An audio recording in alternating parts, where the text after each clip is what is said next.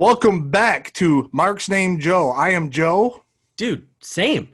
Wow, it's crazy that we're named that. We are here with Megabyte Ronnie. He is the hungriest man in pro wrestling. He is the number 18. Is that right, Ronnie? Ranked eater, competitive eater. Mm-hmm. And he is out of Buffalo, New York, right down the road from me. We just were talking. Apparently you're not from there, though, huh? No, I'm a military brat. When people ask, when people used to ask where I'm from, I would say North Carolina, but I moved to North Carolina when I was 14, and I really only lived there from 14 to 19, but it was the longest time I ever lived in a place. But now it's Buffalo's home. I have it tattooed on me. Been here for 2 years. Even though I'm not from here, or even though I'm not originally from here, I'm from Buffalo. I love that tattoo. Thank you. Kevin Blackwood did it, so it means a lot. All right, so I'm going to kick us off. In 5 words or less, who is Megabyte Ronnie? Professional eater, professional wrestler, mustache. All right, I like how you didn't try to condense the two. Now, I've been looking. I've been trying to do a whole bunch of research and find out who your trainers are, who some of your biggest influences are, and I'm not really finding much. So, who would you say are your biggest influences, and who have you been trained by as a professional wrestler?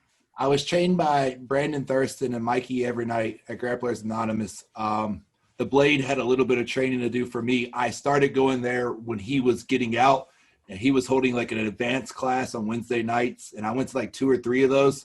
But he was moving out as I was moving in. And really, I would say I'm trained by Daniel Garcia, Kevin Blackwood, and Puff, because I came up, I started training after those 3 kind of started taking off. So they had a lot to do with helping me get ready, and Mikey Evernight and Brandon Thurston of WrestleNomics. So really a handful of guys. And my biggest influences, probably The Rock, because I took one of his moves. And I don't know, I guess Scott Hall, if I had to narrow it down to 2 people, I would say those 2 people are kind of where I get my style of wrestling from. Now, are you a Scott Hall or a Razor Ramon guy? Probably Razor Ramon. I feel like his better matches were when he was Razor Ramon, but he had some bangers when he was Scott Hall too, so. All right, so let's talk about what put you on at least my radar. And let's talk about your experience with AEW Dark and your match with Brian Cage. Can you tell us everything that you can about that? Well, to be honest with you, when AEW flew me down to Jacksonville, I didn't know I was going to wrestle. They didn't tell me I was going to wrestle. And when I did Hot Ones with Cody Rhodes, he told me he was going to bring me down to Jacksonville to be backstage. He never said he was going to let me wrestle or anything like that. But awesome. What they say, in wrestling, they always say, bring your gear with you. So I brought my gear with me, and I showed up to the venue, and I'm looking at the match card, and they were taping like 2 Dynamites and 2 Darks in 2 days. So this card's like 18 matches long. And at the very, very bottom, last match, Megabyte Ronnie versus Brian Cage. And I was pretty shocked to see that. And then I was pretty excited to see that. And honestly, it turned out a million times better than I could ever wish for. So big shout out to Brian and AEW for letting me have that moment. It was a fantastic moment. It was a fantastic match. I loved the hot dog elbow. I absolutely loved it. I had no idea it was coming. I saw you scramble to the corner, and I saw you pull it out. I'm like, oh no, he's going to. And then it was poetic. It was graceful. It was amazing. I'm not gonna lie, I popped when that happened because I didn't. You just see the hot dog and you're like, this is great. This is gonna go into. And then when the elbow hit, that was. Hot dog goes for flying. That. Yeah. That was fantastic. I'll be honest with you guys. So when I was I said when I was going down there, I put this tweet actually down there before I go down there. You got to make the most of these moments. You don't know how many of these moments you get. How many times am I going to get a shot to impress somebody at AEW? How many times am I going to get a shot to get I think like 30,000 people watch that Dark live? How many times am I going to get 30,000 eyes on me at once?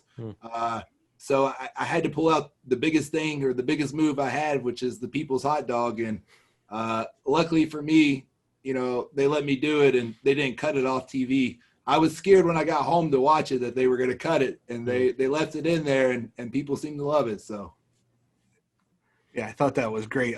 It kind of goes into a question we post on Twitter to get people to ask questions here and there. And this one comes in from Elite Worker, who happens to be my brother. Weird, right? What was it like working for AEW compared to other companies that you've been in?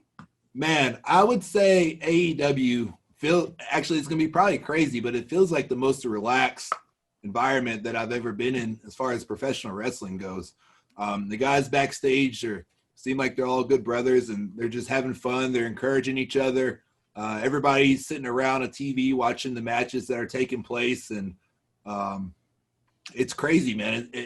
It's after being there for 2 days, I would have a hard time signing a contract with anybody else because for me, somebody who was in the Army before, camaraderie and brotherhood is something that I feel has been lacking from my life since I've gotten out of the Army, and that felt like a brotherhood again. So, and I've heard stories of other companies that it's like a machine, like a work type environment. That's just not what I'm looking for. So, I feel like I got spoiled by going there for 2 days. Hopefully you're not very spoiled. Hopefully there's more opportunities like that in the pipeline. I hope so. I've seen some of your matches on YouTube, and a name comes up a couple of times. So I think I might already know the answer to this question, but do you have a favorite opponent that you've had in your career so far? Well, it's probably going to send you through a loop, but I feel like my best matches have been with a guy named Vinny Moon. He's a guy that trained with us.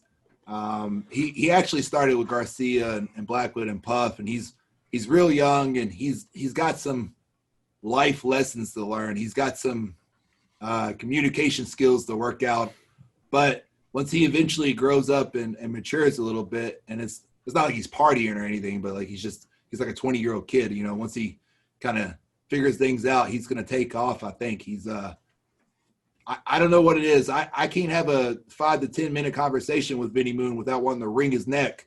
But you put us in the ring, and for whatever reason, we have so much chemistry, and we just have really good matches whenever we have matches. That's awesome. Doing my research, I came across the Megabyte Barbecue Brawl, and I had to watch that probably good 3-4 times now. Hell yeah. How did that all come together for you? Well, Puff is one of my best friends. We've spent a lot of time during this whole COVID situation hanging out, and both me and him are extremely hungry for opportunity. And we've been doing a lot of stuff on Twitter. We put out workout videos. We put out promos. I mean, I can't tell you, I can probably name on my hand like 2 other guys, Danhausen and Warhorse, who are putting out video promos when they don't have matches. And me and Puff are doing it as well. It feels nice to link up with a guy who's as hungry as me and who wants to actually do stuff. And it just kind of came to be because this was going to be the first 4th of July in a while that I wasn't at the Nathan's hot dog eating contest. So I had to do something. And, naturally I'm going to have a barbecue with my boys. And we were talking one day, and he was like, well, you're going to grill up some Nathan, or he's like, you're going to grill up some Salins. I'm like, no, I'm going to grill up some Nathans. I eat Nathans on the 4th of July. And that just kind of snowballed into a cinematic match. We had been wanting to put out a cinematic match, but we didn't have a good idea. But once we nailed down Nathan's versus Salins, it just kind of took off. And we filmed all that in 2 days, and we came up with the idea like a day before that. So that's just me and Puff shooting from the hip and making something. But I don't think I've ever made something that I'm more proud of than that. It's probably the best thing I've ever been a part of. So thank you for watching that a couple times. Oh, that was great. It was priceless. It was great. There's a really good life lesson in there that friends don't grill friends. Yeah, it's very true. Even though he tried to kill me, we're still buds. The whole entire sequence, everything that you put together, and the quality. I mean, I give you guys props. It was a lot of fun to watch it. Yeah. He doesn't like jamming out to firework too. No. It was good. That was the thing, man. We had to drive down to Pennsylvania and get fireworks. One night we were shooting, and we ran out of daylight, and we had to come back and shoot the next day. But I don't know, man. I'm extremely proud of that, and I feel like anybody who watches it likes it. I wish more people would watch it. I don't even get any money or any compensation because we put a Katy Perry song in there. So I don't get any monetization from this. I don't make a damn dime, but I just want people to watch it because I think it's good. And I think anybody who watches it will enjoy it. Well, I tell you what, when this is all said and done with this interview, I'm going to be putting it up on all of our accounts and trying to spread this out a little bit more. Thank you. I need it. We want people to see that because it was well done. Yeah, if you want to know who Megabyte Ronnie is or who Puff is, I think that's a good place to start. So you're cutting promos on Twitter. What do you have for goals for next year? Are you gonna cut some promos telling us where Megabyte Ronnie's going? Where do you hope to see yourself next year? I've said it a couple of times. I am out for a contract. I am out for a job. I have been out of the Army 7 years now, and in those 7 years, I've been working as an IT service analyst. I hate my fucking job. I hate going to work. I hate being in a cubicle. I hate working 8 to 5. I hate having no passion at work. It sucks. So I'm out here looking for a job that's going to pay me just a decent amount so I could focus in on wrestling and so I could focus in on YouTube. Unfortunately, I got started in this game a little bit late. I didn't start training until I was 29. But I fully believe if there's a company out there who will give me some money and let me at least, make enough money to keep a roof over my head and keep food in my stomach, and I can go train a lot more than what I have trained, I have no doubt in my mind that I could be this generation's DDP. And I'm just looking for an opportunity. I'm just looking for a job. My initial reaction when somebody, throws out a big name like that is I don't want to say, to be skeptical, but it always gives me pause to think. And you have so much charisma. You have I was trying to describe to people who you were when I was telling some of my friends that I was doing this interview, and I'm like, just imagine the most attractive guy in the world. You have the look. Yeah, no, not Walk with Joe over here. No, yeah. I'm like, you have the look, you have the charisma, you have this uncanny ability to. It almost seems like you don't necessarily take yourself super seriously, which is a valuable trait in my mind. And I've loved everything that I've seen from you. And like you said about your match with Puff, I think it's just a matter of more people need to get eyes on it. Yeah, exactly. And I want to add your confidence, the way that you that was awesome too. The way you said, I feel I can be this generation's DDP. That confidence right there will get you places. That's great. Believe it or not, they send you a questionnaire. AEW's for the commentators, and I said that in my questionnaire, so they have seen that statement from me, and I feel like DDP is he's on there sometimes, so maybe that resonates with them a little bit, but I couldn't think of anybody else to compare myself to, but because he got started late and he made WCW a lot of money, and I got started late, and I think I can make whoever gives me a contract a lot of money. That's awesome. Definitely. Great confidence. I'm almost glad they didn't bring it up because Excalibur and Taz tend to get a little loose on Dark. Yeah. And it's normally fun banter, but it's normally not taken seriously. So I'm glad they didn't take a comment that is actually very serious and turn it into a little too late. I've had some relatives and some friends who aren't into wrestling who are like, man, those commentators killed you. And I'm like, no, not really. Like it's just part of it. Like who the fuck knew who Megabyte Ronnie was before Dark? Nobody. I had 700 Twitter followers. Now I have 3,000. So nobody knew who the hell I was going in there. I have no issues with anything the commentators said. Hell, Veda Scott read off so many of my damn eating accomplishments. I didn't even know I had that many eating accomplishments. So they did a fine job to me. We only have a few more questions left about wrestling, then we want to get to know Ronnie a little bit better. Okay. So I would love to know, so far, you've had a short career so far, but what's been your favorite memory? I mean, it's honestly AEW, but if you want me to give you something else besides that. No, if that's it, that's the answer.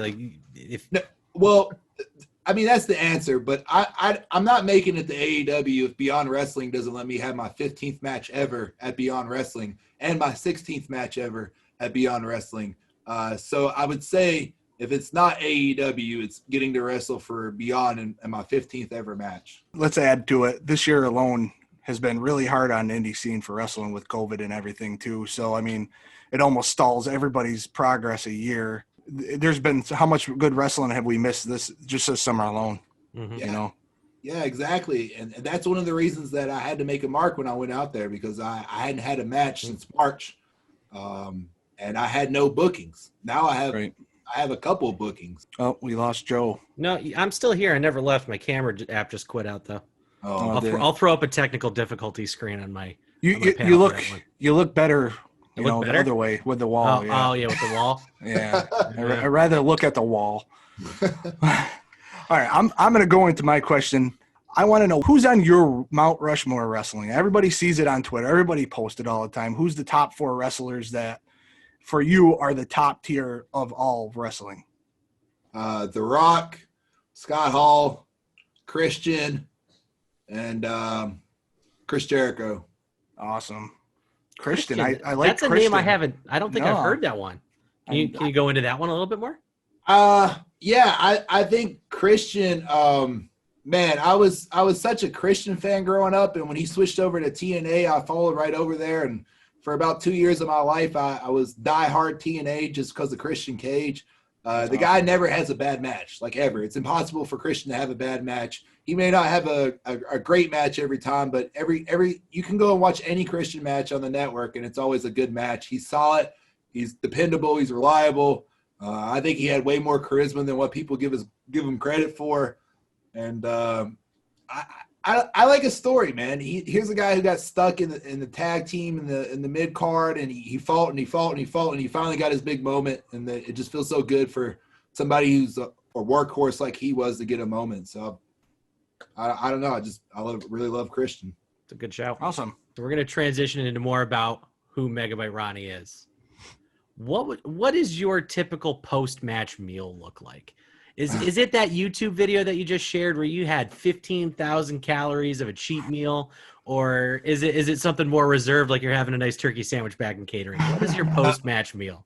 It's more like the video, to be honest with you. I have a really good ability to fast. I don't know if you guys have ever heard of intermediate fasting, but I've pretty much been doing it since I was 20. And I basically just eat one meal a day. I kind of have a snack for lunch, but like by a snack, I mean like an apple and a protein bar. And then I eat like all my calories in one meal at night.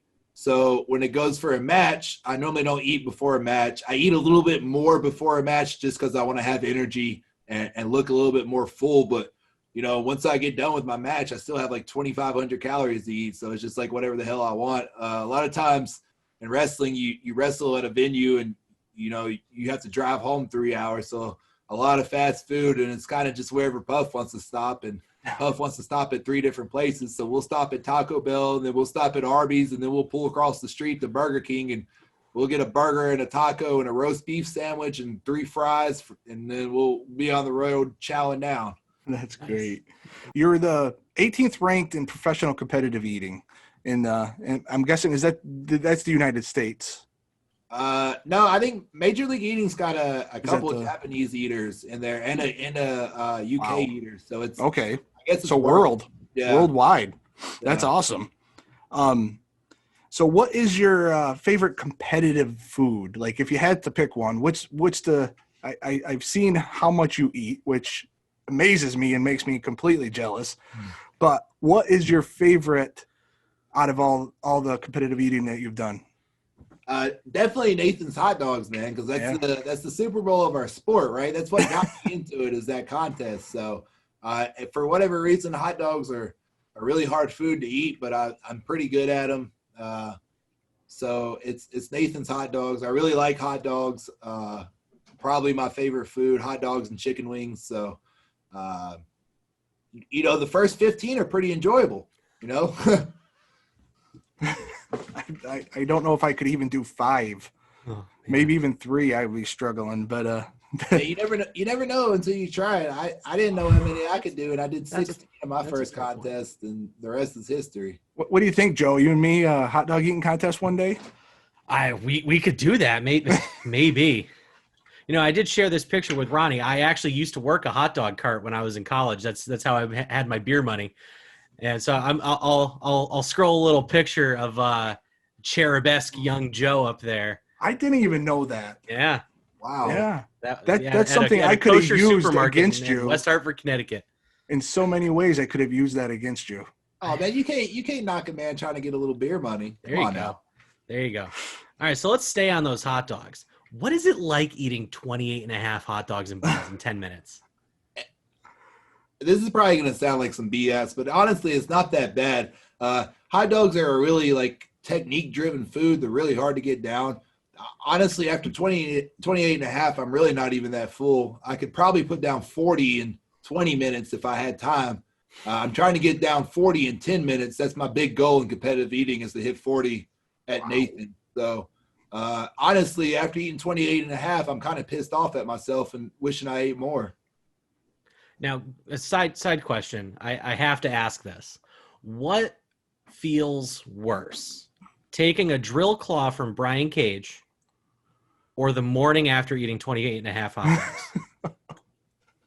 The morning after is pretty rough, but the drill claw is pretty deadly. I had heard that people before me didn't want to take the drill claw, and since I got my moment, I was gonna take that motherfucker no matter what. So awesome. I went into it and try to take that thing as good as I can, but that's a deadly move. So definitely the drill claw. It looked painful to me. I'm not gonna lie. It's no fun, I'll tell you that. All right, so we have another Twitter question. It's from at Bagroom B. I think we know the answer to this, but who would you say is the second best eater in wrestling? Well, I want to know who you think I'm going to say. I think we both know, Joe. Are you on the same page with me, thinking the same guy? I was going to say Puff for who your favorite opponent is, and I think he's thinking Puff for the second best eater. I'm thinking Puff for the second best eater. Okay, I'll let you know this. I don't know if I would go there, though. Who are you going to go with? I don't know if I could make a pick. I feel like it would be somebody that you wouldn't expect. It probably somebody that has a physique more like yours. You're getting warm. Getting warm. Who in AEW has the most similar mustache to me? The Butcher. Hey, man, if I got a tag team with somebody to eat, it's the Butcher. That man can put down some grub. He told me numerous times that he could not match me in a 10 to 20-minute contest, but he thinks he can match me in a 24-hour contest. So I've seen that man eat. He can put down a 12-pack of tacos over a drive. So he's a grubber. That might be some content right there for you. A 24-hour challenge. There's a local diner here that has like a 2-person tag team pizza challenge that me and him have been saying we're going to do for forever now. So he's got a busy ass schedule, being in a band and being a pro wrestler. So maybe one day we'll link up and get it done. Yeah, that was literally a question that I have on here. There's a pizza place down the street from me that it's a 22-inch stuffed pizza. It's 11 pounds. And if you and a buddy can finish it in under an hour, it's free and you get a $50 gift card to come back. It was actually on Man vs. Food, and Adam Richmond and his friend, who was like this thick, ended up beating it, but with like a second to spare, and they were the third people ever to finish it. Ooh.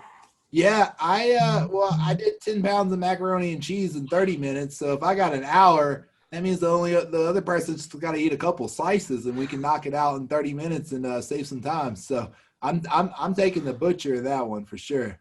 Oh man, that would be something to watch. There's more content. See, you're coming up with stuff right now as we're speaking.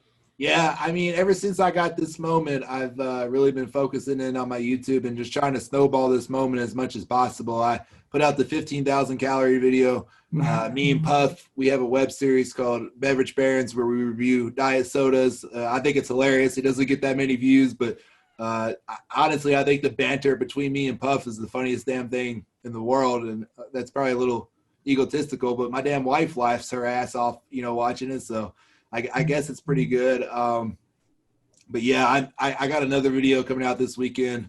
I don't want to give away too many spoilers, but it involves a lot of cereal, so if you're a big fan of breakfast cereal, make sure you check that out this weekend. Oh, I'm definitely will. That's for sure. I'm gonna go into your experience on the Hot Ones game show, where it was chicken wings, and Cody was a guest on there as well, and it looked to me like you didn't even expect him to be on the show.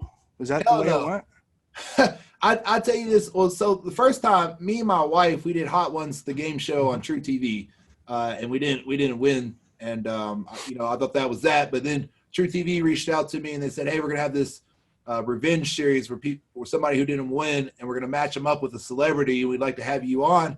I said, "That's all fine and good, guys, but I really don't know pop culture. I feel like all the music I listen to is the same music I listened to in high school. I really don't watch TV or movies." I told them all I really know is wrestling and video games. So hopefully you get me a wrestler. And they said, yeah. And then they asked me if I ever watched Impractical Jokers, and I had not. So here I am watching like 10 episodes of Practical Jokers a day, trying to get these guys' names down and, get their flaws and characteristics and stuff like that. So here I am sitting there expecting a Practical Joker, and then boom, the screen lights up and it's Cody. And I'm like, oh, I cussed and yeah, you saw that. Yeah, I said Rhodes 15 times during that damn thing, and they had to edit out every time I said Rhodes, and it was a blast, man. Cody's a baller because they made me take this last dab shot, which is a shot of their scorching hot sauce. And Cody was like, "Well, if he's taking one, I'm going to take one." And Sean Evans like, "No, Cody, you don't have to take one." He's like, "No, if he's taking one, I'm going to take one." And he took one, and he was lit up for the rest of that show.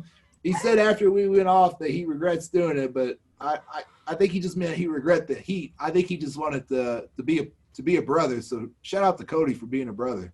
I don't know if I could handle that kind of hot sauce. I like hot sauce, but I don't think I could handle that. I tell you this, man, I'm not very good with spicy stuff. And on the game show, the first time with my wife, I thought I was going to damn near die. But when I was doing it with Cody, it didn't hurt so much. I guess I had so much adrenaline and I was just marking out, to be honest with you. So it didn't burn as much as it did the first time. That was cool because the look on your face, genuine, with Cody popped up. I thought I knew the answer, but I was like, oh yeah, he didn't. He had no clue Cody was popping on there. That was fun. We'd like to give you a little stage now. If there's anything you want to say or you want to get out there, what's coming next? Plug anything you want to plug. Yeah, I just want to say a big thank you to so many people who've been so supportive ever since I was on Dark. Like I said, my social media has grown like 4 times over. My YouTube has grown like 500 subscribers. It's ridiculous. I see people posting stuff all the time saying, "Hey, AEW signed Megabyte Ronnie, bring back Megabyte Ronnie."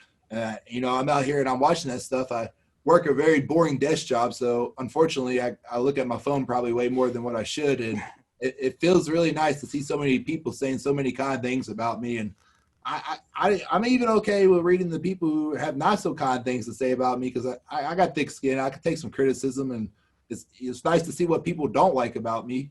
And you handled one of those very well. Somebody called you a comedic wrestler, and you put them right in their place with the functional use of the hot dog. It was glorious. That's probably one of the best tweets, if not the best tweet I think I've ever put out. But I think I'm pretty good with running with whatever somebody gives me. I think I'm pretty good at shooting from the hip, and I saw that comment. I just hit reply. It's not like I had to sit there and think about it or anything. It just came out from my thumbs, and boom, it's on the Twitterverse. So everybody out there who's been so kind or not kind or whatever, I really appreciate it. And, hopefully I can get back up there, and I would love another opportunity for AEW. But if you want to see more Megabyte Ronnie, you can check out my Twitter at Megabyte Ronnie. If you want to see some cool selfies, check out my Instagram at Megabyte Ronnie. If you want to see me eat some grub and do some comedic wrestling, and you want to see what the beverage barons are all about, make sure you check out youtube.com/Megabyte Ronnie. I don't think I have a booking all the way until November. I don't think I could give out the company name yet, but that's going to be fun because that's going to be my first time with this company. I was supposed to wrestle at Beyond this past weekend, but New York State has a law if you're in Florida or some of the other red states for more than 24 hours, you have to isolate for 14 days. Yeah, unfortunately, me, Puff, and Garcia had to pull out due to those reasons. I would have definitely loved to be at Beyond. And if you guys like me and you want to see more of me, the number one thing you can do to help me out is tell your local promotion to book me. And I'm willing to travel. I've only had 20 matches. All I want is reps. I'll go work anywhere. I have a damn car. I have some coffee. I have a lot of passion. So let's make it happen. I know the second Blitzkrieg Pro starts running shows, I'm gonna be tagging you big time to get you at those shows. Yeah, I'm all about reps right now, man. You know, I'm not looking to rob anybody to the bank. I just need to get some reps in. So if anybody out there is listening and wants Megabyte Ronnie at their show, just any promoters that is, just hit me up, and I'm sure we can figure out a ballpark price and get me down there. I think that you have all the potential in the world. I mean, you're just like we talked about earlier. Looking forward to seeing what can happen with you. Thank you. I appreciate that. That has been another episode of Mark's Name Joe. Big thank you to Megabyte Ronnie for coming on the show. Thank you for answering some questions. Thank you for providing some great banter back and forth and some great insight into the world of AEW. So I'd love to ask everyone to like, comment, share, subscribe. Drop in the comments, is there a wrestler you want to see us talk to next? And while you're down there, make sure you check out the description. There's going to be a whole bunch of links to check out more Megabyte Ronnie content. We're going to push it. Hell yeah.